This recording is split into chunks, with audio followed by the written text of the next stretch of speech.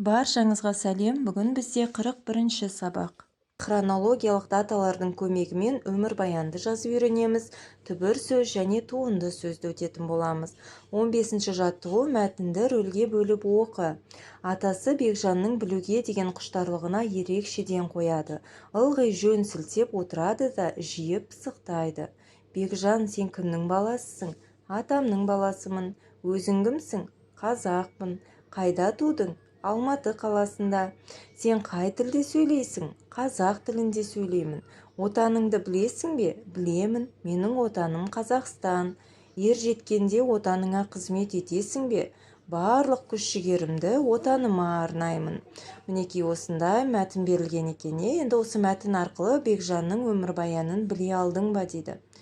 Жоқ, біз Бекжанның толық өмірбаянын біле алған жоқпыз, тек туған жерін білдік және қазақ екенін, қазақша сөйлей алатынын біліп алдық, Енді Бекжанның өмірбаянын білу үшін сендер қандай сұрақ қояр едіңдер дейді. Әкең кім деп қоюға болады, немесе толық аты жөнің қалай деп, қашан қай жерде туылдың деп сұрақ қойсақ болады екен. Тұрғылықты мекен жайың қандай, отбасыңда неше адам бар? Осындай сұрақтар арқылы біз Бекжанның өмірбаянын біле алады екенбіз. Енді өмірбаян дегеніміз адамдардың өмірі туралы әңгіме. Өмірбаян адамның туған жылы, айы, күнінен басталады. Одан кейін тұрған мекен жайы, отбасында қанша адам тұратыны туралы баяндалады. Ата, ататай, қазақ, қазақша сөздерін салыстыр. Олардың мағынасындағы өзгерісті байқа. Ата ол туыстық атау. Ататай, ата сөзіне тай жұрнағы жалғану арқылы жалбарыну немесе еркелету мағынасына өзгеріп тұрған сөз екен, Қазақ деген ұлттың атауы, яғни өзіміздің ұлтымыздың атауы қазақ, Қазақша қазақ сөзіне ша жұрнағы жалғану арқылы қазақ сияқты, қазақ тілінде, қазақ тәрізді деген мағына беріп тұрады екен. Мінекей екі сөздерді салыстырып бір-бірімен түсініп алдық. Енді өз өмірбаяныңды жаз дейді. Туған туыстарыңды қалай жақсы көресің? Сезіміңді қалай білдіресің? Ишара арқылы көрсет дейді. Ең алдымен өмірбаянымызды жазып көрейік. Мысалы, мен Самат қызы Айша 2015 жылы Алматы қаласында дүниеге келдім. Қазақстан Республикасының азаматымын, ұлтым қазақ. Мен Шоқан Уалиханов атындағы мектептің 3-ші сынып оқушысымын.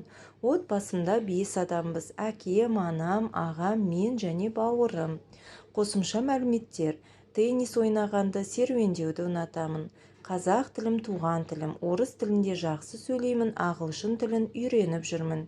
Мекен жайым Алматы қаласы, Айбергенов көшесі 17-ші үй. Осылай өзіміздің өмірбаянымызды жазып көрсек болады, Туған туысқандарыңды қалай жақсы көресің? Сезіміңді қалай білдіресің? Ишара арқылы көрсет дейді. Сезімді ишара арқылы, қимыл арқылы көрсету.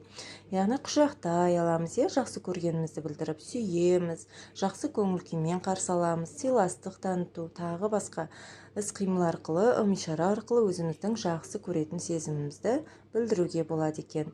16-ші жаттығу, суретте берілген жануарлардың атын пайдалану арқылы мәтінді толықтырып жаз дейді. Халықтың жыл санау есебінде 12 жыл аты бар. Қазақша жыл санау бойынша жылдар былай аталады. Тышқан, сиыр, барыс, қоян, ұлу, жылан, жылқы, қой, мешін, тауық, ит, доңыз. Жылдардың не себепті жануарлар атымен аталуы жайында аңыздар мен ертегілер бар. Осылай біз мәтінді толықтырып жазып аламыз, Енді тышқанның қалай жыл басы болғанын есіңе түсір дейді. Ол ертегіні кішкентайымыздан естіп, оқып көрдік, Яғни барлық жануарлар жиналады, тышқан түйенің өркешіне шығып алып, бірінші көріп қояды, Сол кезде ол жылдың басы аталып кетеді. Осы тақырыптағы жыл басы немесе жыл санауы атындағы ертегіні кітаптан немесе интернет желісінен қарап, қайта еске түсіріп алсаңдар болады. Енді қара мен берілген сөздерге назар аудар, олардың түбірін тап. Халықтың түбірі халық, тың деген жалғау, Қазақша түбірі қазақ, ша дегеніміз жұрнақ болады екен. Мына ережені түсініп есте сақтап алайық. Түбір сөзге жұрнақ жалғау арқылы жасалған сөзді туынды сөз дейді. Мысалға, татулық. Түбірі тату, лық дегеніміз жұрнақ болады. Сонда татулық деген жаңа сөз шығады екен, иә? Достық. Түбірі дос, тық дегеніміз жұрнақ болады. Тық деген жұрнақты дос деген сөзге жалғау арқылы достық деген жаңа туынды сөз жасай алады екенбіз. Жазушы. Түбірі жазу, шы деген жұрнақ болады екен. 17-ші жаттығу, ойлан тап.